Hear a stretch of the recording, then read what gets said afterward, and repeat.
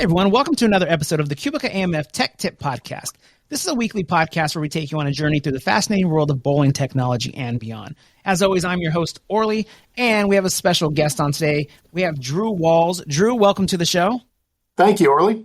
Yeah, and this will be the first time Drew's been on the show, and I'm excited to have him on, and the topic we're going to cover today is a first-time topic for us. So first off, Drew, do you want to let everyone know what your title is with QubicaAMF and what you do within that title? Yeah, so I'm a product manager, and one of my big focuses, I have two products that I focus mainly on, and that is the lane machine, the Easy Touch lane machine, and Highway66, which is a mini bowling attraction. Okay, and that's what we're going to talk about today. With Highway66, we know there's very low maintenance. At times, I know me as a customer of anything, I want no maintenance, but usually that's not realistic. So we do know that there's very low maintenance on Highway66. And I was just kind of wondering today if you could kind of cover that when it comes to, cleaning, what they should clean, maybe what they shouldn't clean, or, just when it comes to some of these products, I know me, I say, go clean this, and someone might just get out some soap or some who knows what kind of chemical and just start spraying everything down. So today, if you can kind of go over that and just let everyone know how they can keep their Highway 66 up and running good.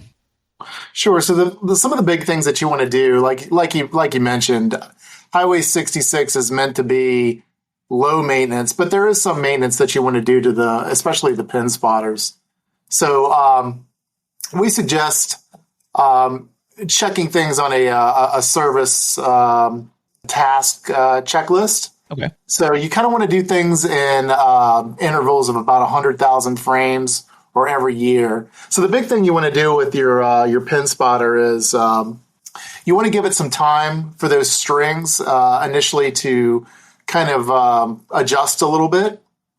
And while they're adjusting, they may have some slack. So the first thing you want to do is make sure that your strings are tight and all of the pins are going up into the table at the same time and dropping at the same time. So you might have to let those strings adjust. So one of the first things you want to do is make sure your strings are adjusted right and perform a string adjustment at about 50,000 frames.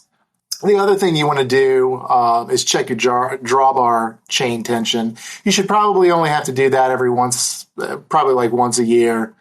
And then from there on, it's you just want to make sure that everything is wearing properly. You want to make sure that your strings don't have any abrasions to them. Make sure your strings are in good shape. You want to check your pins for wear. Make sure you're rotating your head pin as you see it wearing and you need to replace or rotate your pins.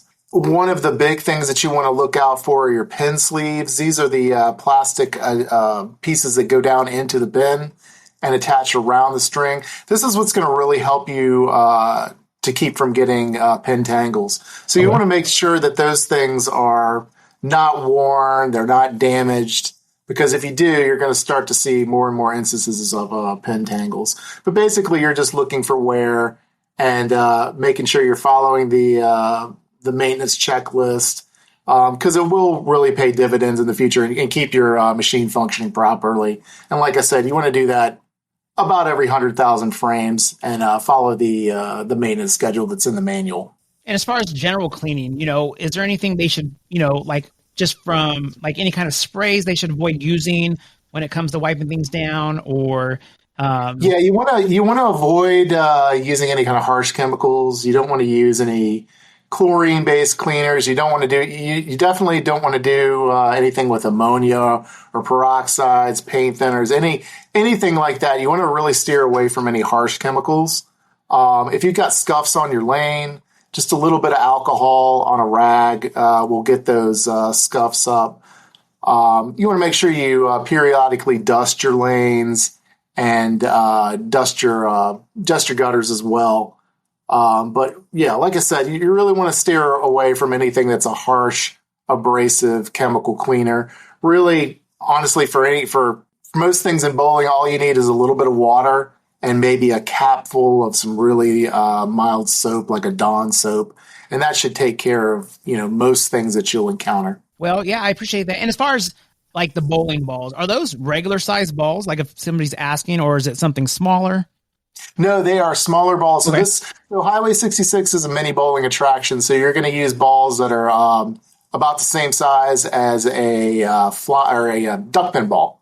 Okay. So it's not the regular size 10-pin ball. It's a lot smaller. It's a lot easier to use for kids. So that's what makes Highway 66 such a great attraction, because everybody can do it. You don't have to have the same kind of skill that you have for large 10-pin bowling. It's a great way for families to interact and get together on a lane and have fun without, it kind of takes the pressure off, because you're up on a big lane and you roll the ball into the gutter and everybody's looking at you. You don't get that same pressure on a Highway 66. So it definitely takes the pressure off. It's fun for kids. It gives you the same feeling as a large, it gives you the same feeling as big bowling, but it's on a smaller level. Okay. And the reason I was asking that, just in case someone was asking, was I know we had Chris Shoup on the show and he covered ball maintenance just on regular. So as far as that, would that be kind of the same thing as far as like a cleaning solution? Can they use like a little bit of alcohol and water on those to disinfect? Yeah, just a little alcohol and water, and just make sure that there don't have any cracks, or make sure that there's nothing embedded in the ball. Sometimes that might happen, very, very rare, but just make sure your balls aren't cracked, and just clean it with a little bit of isopropyl alcohol and just a microfiber cloth. Perfect. Well, Drew, I appreciate you coming on the show today to cover this. I've had somebody write in before asking about any kind of maintenance on it, so I just thought this would be a great topic to cover. So if you're new to the show listening, make sure you're sharing this information with your staff that's working on your machines, maybe your owners. If they're not hearing about the show, just share any of these shows with them. There's a lot of great shows that we have on here, so make sure you're going back and listen to those past shows. A lot of great topics, like I mentioned, a lot of great guests. And Drew, I appreciate you coming on. Yeah, thanks, Orly. Have a good one. Yeah, until next time, everyone, we'll talk to everyone soon.